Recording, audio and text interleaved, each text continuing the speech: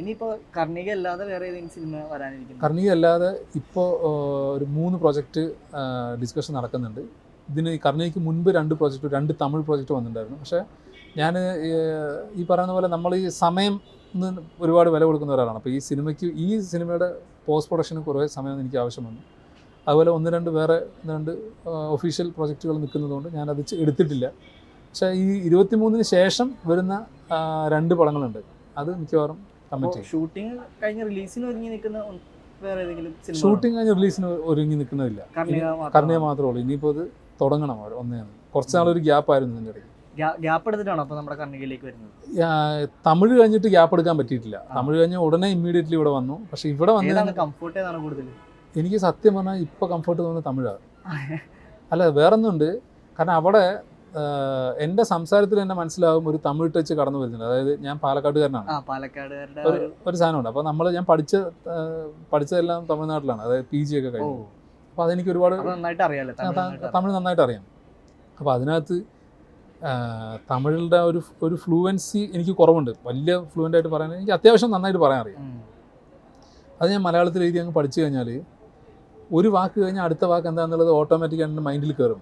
പക്ഷെ മലയാളത്തിലെ ഡയലോഗ്സ് നമ്മൾ കയറുന്നതിന് എനിക്ക് ചെറിയൊരു ഡിലേ ഫീൽ ചെയ്തിട്ടുണ്ട്.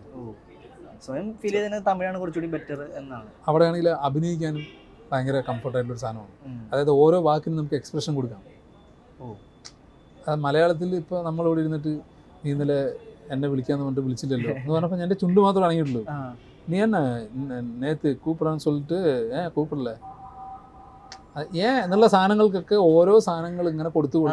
അതുകൊണ്ടാണ് തമിഴിലെ ആക്ടേഴ്സിനൊക്കെ എപ്പോഴും ഒരു എന്താ പറയുക, ഒരു ആക്ടിങ് ഒരു സാധനം ഇങ്ങനെ വരുന്നൊരു ഫീൽ ഉണ്ട്.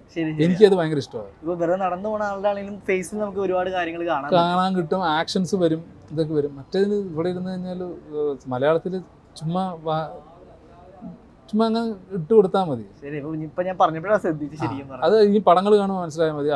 അവർ പറയുന്ന ഓരോ വാക്കുകൾക്കും അതിൻ്റെ കുഞ്ഞു എക്സ്പ്രഷൻസ് അവർക്ക് ഇട്ട് കൊടുക്കാനുണ്ടാവും. പക്ഷെ മലയാളം ചിലപ്പോൾ അത് ഓവറാന്ന് പറയും. മലയാളത്തിൽ അങ്ങനെ ഇട്ട് കഴിഞ്ഞാൽ പറയും ഓ എന്തുപോലെ ഇത്. അതാണ് ഒരു വ്യത്യാസം. അപ്പോൾ എന്തായാലും നമ്മുടെ സിനിമ റിലീസ് ചെയ്യാൻ പോവാണ്. എന്തായാലും ഒരു ഗംഭീര വിജയമാവട്ടെ.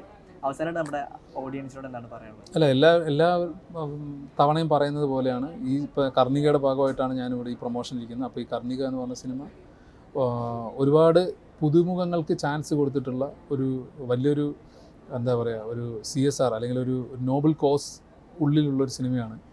അപ്പോൾ എല്ലാ സിനിമ ഇൻഡസ്ട്രിയും നിങ്ങൾ 2 കൈ നീട്ടി സ്വീകരിച്ചിട്ടുള്ളവരാണ് പ്രേക്ഷകർ. അവരില്ല എന്നുണ്ടെങ്കിൽ ഈ സിനിമ ഇൻഡസ്ട്രി പോലും ഒന്നുമില്ല. ഈ സിനിമയും ഏറ്റെടുക്കുന്നുള്ളത് നമ്മൾ പ്രതീക്ഷിക്കുന്നുണ്ട്. നല്ല സിനിമകളെ പ്രോത്സാഹിപ്പിക്കുക. അതുപോലെ ഈ പൈറസി, ടെലിഗ്രാം പോലുള്ള അതൊക്കെ ഒന്ന് ഒഴിവാക്കുക. കാരണം സിനിമ നിങ്ങൾക്ക് എക്സ്പീരിയൻസ് ചെയ്യാൻ വേണ്ടിയിട്ട് എടുക്കുന്നൊരു മാധ്യമമാണ്. നിങ്ങൾക്ക് ഈ മൊബൈലിൽ കാണണമെങ്കിൽ ഈ പറഞ്ഞ പോലെ മൊബൈലിൽ തന്നെ ഷൂട്ട് ചെയ്യുന്ന ഒരുപാട് ഷോർട്ട് ഫിലിംസ് ഇന്ന് ഇഷ്ടം പോലെ അവൈലബിൾ ആണ്. നല്ല കണ്ടൻറ്റുള്ള ഷോർട്ട് ഫിലിം മൊബൈൽ. അതുപോലെ സിനിമയെ ഒരുപാട് കുറച്ച് ഇതാക്കിയാതിരിക്കുക. അത് അതിൻ്റേതായിട്ടുള്ള ഫീലിൽ കൊടുത്ത് കാണുക എന്നുള്ളതാണ് പറയാനുള്ളത്. പിന്നെ ഓണമാണ് വരുന്നത്. ഈ ചാനലിലെ എല്ലാ പ്രിയപ്പെട്ട പ്രേക്ഷകർക്കും ഹൃദയം നിറഞ്ഞ ആശംസ. അപ്പോൾ എന്തായാലും ഇനി തുടരെ ഒരുപാട് നല്ല സിനിമകൾ കിട്ടട്ടെ. കർണിക ഒരു ഗംഭീര വിജയമാവട്ടെ. Thank you so much. Thank U.